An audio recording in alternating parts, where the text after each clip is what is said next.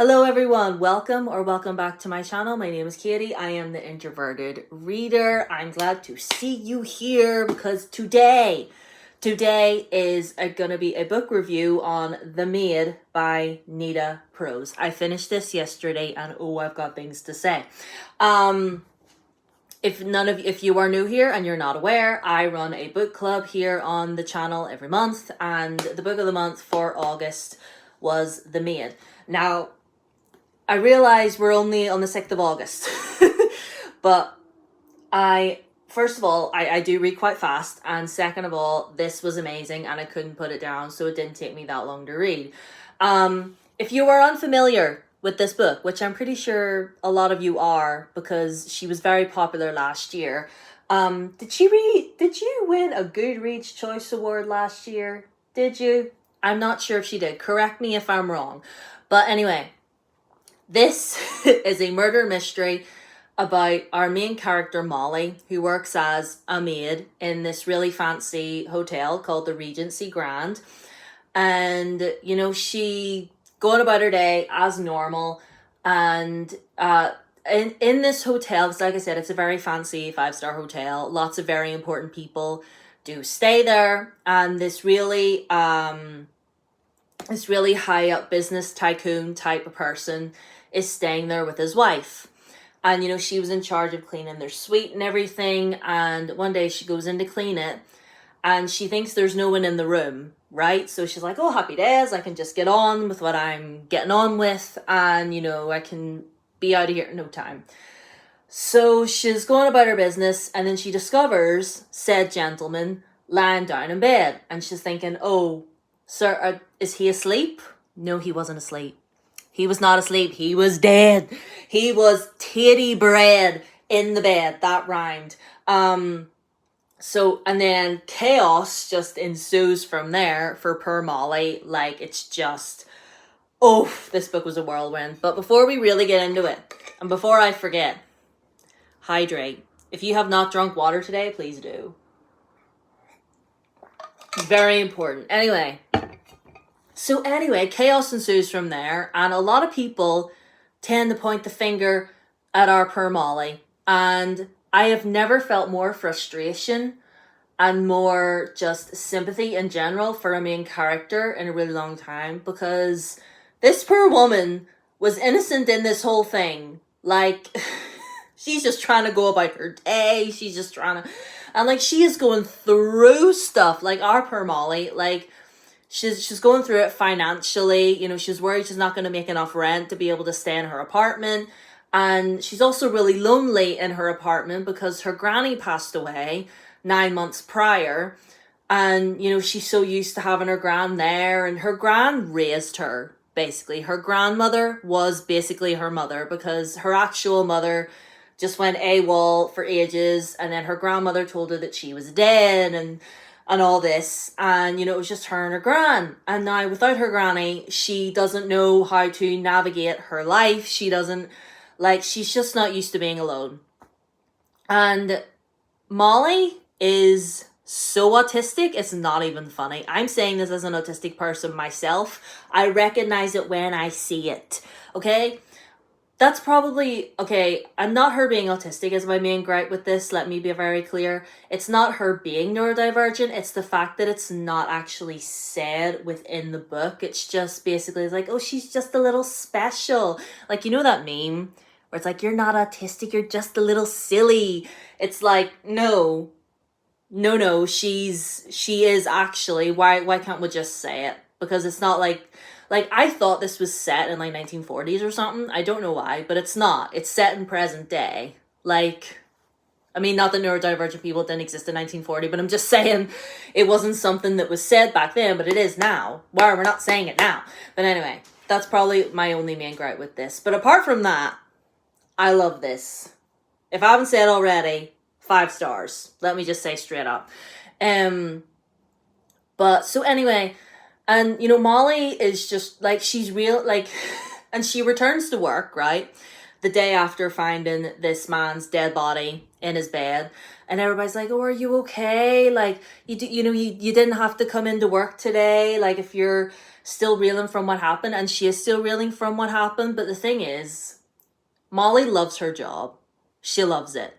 She loves coming into the hotel every day, putting on her nice clean uniform, because every morning she says her uniform is like there for her, cleaned and pressed in the plastic bag, and she puts it on, and she gets her maid's tray with all the stuff in it, and she wheels it around, and she does her thing, whatever. It's almost as if the work is her safe space, which sounds really, that is really interesting to me, because I know for a lot of us it's the other way around.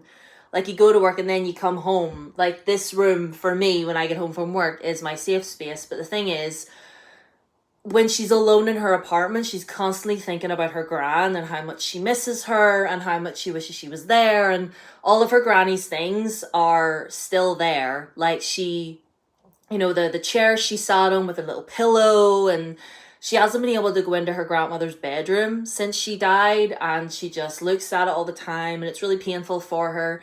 But then when she goes into work, she puts on her uniform, and she cleans rooms, top to bottom, and it's almost as if like bringing order to the chaos, which again I felt in my heart. That hit me where I live, because it's like I feel that, like, seeing a mess, and then like she actually has control over the mess in the hotel rooms, whereas everything else she doesn't, and then that makes her feel out of place. But then when she gets to work, it makes her feel like she is, and that just clicked. I've connected the two dots. I've connected them. Like, oh, I just had a revelation there. Wow.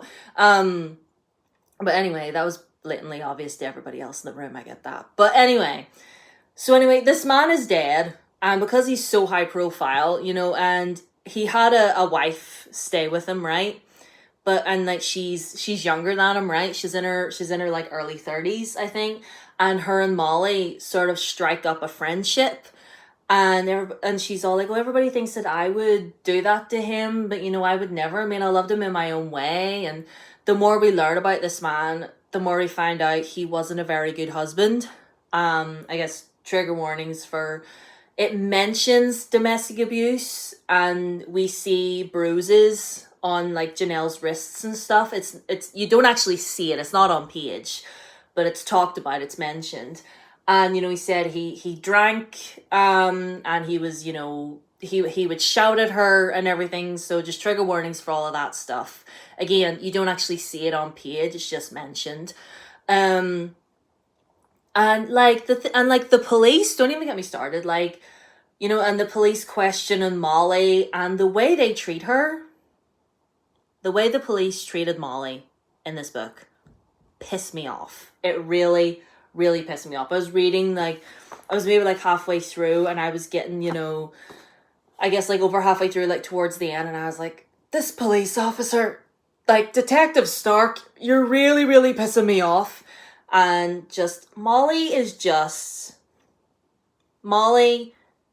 like, it's solidified. Like, I was sitting thinking about this. I was really angry and I had to close the book. And I'm just sitting thinking to myself, this just proves, like, this is a fictional story, but it's definitely real in the fact that, just how people, particularly police and law enforcement, would treat a neurodivergent person, and it pisses me off. I don't want to open that door, but if you get it, you get it.